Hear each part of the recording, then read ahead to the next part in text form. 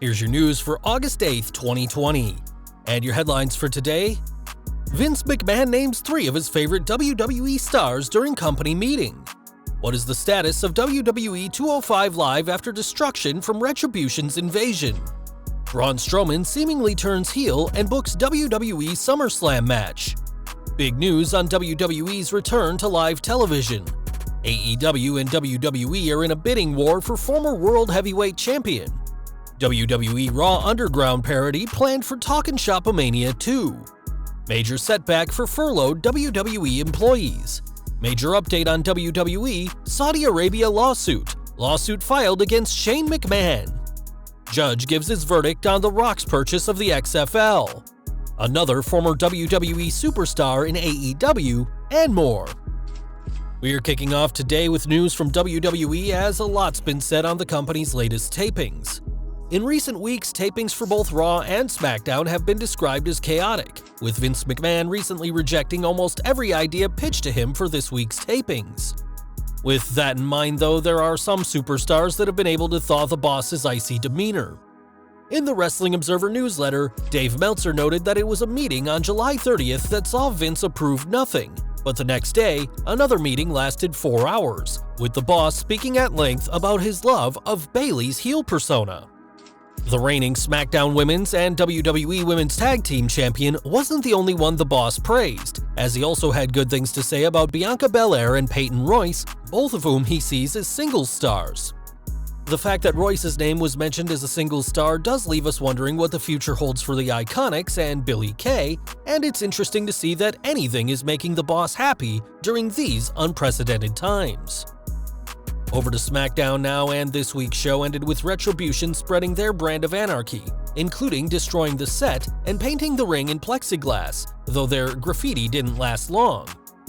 When 205 Live started, the commentators made a brief mention of the group, but despite the group also cutting through the ring ropes, there was no damage at all when the Purple Show aired. Obviously, WWE filmed SmackDown and 205 Live out of order, and though the chaos of Retribution was mentioned, nobody on 205 Live explained their sudden cleanup efforts. Back to SmackDown now, and a huge battle royal has been set for next week's show. On the latest episode of the Blue Brand, Stephanie McMahon appeared via video link and announced a triple brand battle royal, with the winner getting a shot at the SmackDown Women's Champion Bayley. The role model herself will have a busy week as she's set to face Asuka on Raw, and it's believed that the Empress will defeat Bayley to earn herself a Raw Women's title match against Sasha Banks at SummerSlam. Stephanie didn't confirm how many women will be in next week's Battle Royal, but it'll be interesting to see who from Raw, SmackDown, and NXT make it to the show. From one champion to another now, as Universal Champion Braun Strowman seemingly turned heel on this week's SmackDown. After The Fiend attacked Alexa Bliss last week, it looked like we were going to see the same this week until Bliss stopped him, and then Strowman appeared on the big screen, claiming he doesn't care what Wyatt does with the former women's champion. Describing himself as the most evil son of a bitch on earth, this apparent heel turn was the transformation that Wyatt seemingly put Strowman through during their Wyatt Swamp fight at the horror show at Extreme Rules. The Monster Among Men also confirmed that he and The Fiend will meet at SummerSlam, presumably for the Universal title, and it'll be interesting to see how this new side to Strowman fares against The Fiend. Once again, this week saw WWE tape some shows in advance, but now it looks like this trend will become a thing of the past. PW Insider is reporting that WWE will once again be airing live programming starting on August 21st, which will be a live episode of Friday Night SmackDown, and the post-SummerSlam Raw will also be live. There's no word on whether NXT will also be going live, though it's been previously reported that the August 12th tapings will include shows for the 12th and the 19th, and it seems that going live is the company's next attempted remedy for their ongoing ratings issues. One person who is always popular with the crowds is Rey Mysterio, and fans shouldn't expect the former world champion to leave WWE anytime soon. In the Wrestling Observer, Dave Meltzer noted that AEW made an offer to Rey that matched WWE's number of matches, but WWE's offer was higher because it included more dates. It's currently not known how long Rey's new contract will be, but it's expected to be longer than his last 18-month deal, but not as long as the 5-year deal many superstars have.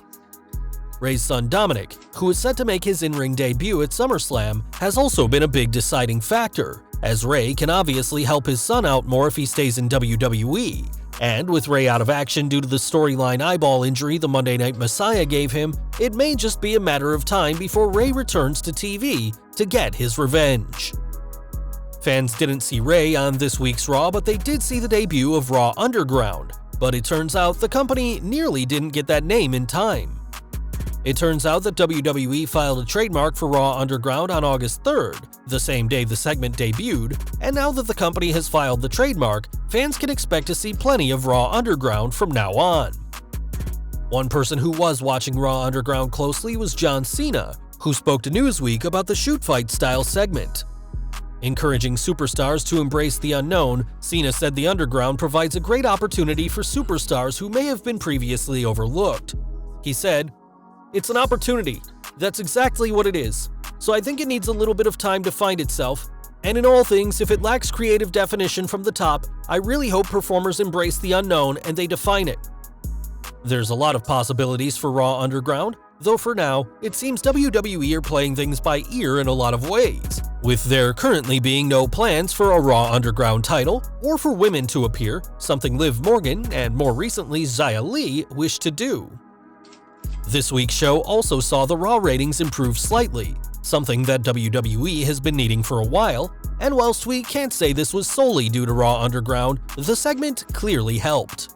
Whilst Cena clearly enjoyed Raw Underground, not everyone was a fan, and there's apparently plans already for a parody of the segment. Whilst appearing on Wrestling Observer Live, Rocky Romero spoke about Talkin' Shop Mania and said he felt obligated for a sequel, especially as they were the third-tracked US-based event that night, after UFC and the NBA. Romero also revealed that this week's Raw gave Doc Gallows ideas, which presumably means that Talkin' Shop Mania 2 will see a parody of Raw Underground. Though a date hasn't been confirmed for the sequel, the team of Romero, Gallows, and Carl Anderson are already hard at work, and given the impressive response from their first show, fans can expect plenty of skits for Talkin' Shop Mania 2. Back in WWE now, and WWE employees are reportedly very unhappy with the company right now. In the Wrestling Observer newsletter, Dave Meltzer explained that this anger is from the company furloughing so many employees, which he said made sense in April, as Vince McMahon feared what the profit margins would be. He said, "By July, that fear was gone. The argument is that by July, they knew they were setting profit records, and then to extend the furloughs twice since then is the thing the employees were really upset about." Though WWE has brought back a handful of people, it's not been many at all. And it's unclear if WWE will bring back anyone else, even when things get back to normal. We've got some courtroom news next, as a judge has denied WWE's efforts to throw out the lawsuit against them over Saudi Arabia. It's been alleged that the company didn't disclose vital information to investors that would have changed the company's value, and this all stems from the 2019 Crown Jewel event where superstars had to stay an additional 24 hours. Though WWE blamed a mechanical fault, issues between Vince McMahon and the Saudis has also been claimed. And now that the case hasn't been thrown out, it's likely that WWE will have to defend themselves and their actions in court, the last thing the company needs at this time. Speaking of courtrooms, this week's episode of Raw marked the return of Shane McMahon to WWE, but the best in the world may not be around for long. This is because of a lawsuit against Ideanomics, a company that Shane has served as the company director in 2010 and has also worked as both the vice chairman and CEO during his tenure. The lawsuit alleges that the company has seen an abuse of control, gross mismanagement, a misuse of funds, and directly claims that Shane has done little or no work in correcting the alleged false and misleading claims made by the company. Whilst the company may not be well known to the public, they have several different divisions, including commercial electric vehicles and next-generation financial services, though it's unclear just how much Shane had to do with these divisions. Clearly, this is the last thing the best in the world needs now that he only recently returned to Monday Night Raw, and we'll have to see what happens next for Shane, as he'll face challenges both in the underground and in the courtroom. Even more legal drama next, as recently The Rock's attempts to purchase the XFL was blocked by the league's creditors. After the Brahma Bull and his partners attempted to buy the XFL for $15 million, creditors said that wasn't an accurate value of the league. but now U.S. District Judge Lori Silverstein has allowed the purchase to go through. Over 24 groups were interested in buying the XFL, but The Rock's group made the only qualified bid, and once the partners pay off a $9 million debt, it'll be interesting to see how the Great One does with his new football league. And we're ending today with news from AEW, as this week's show was quite a bit louder than usual.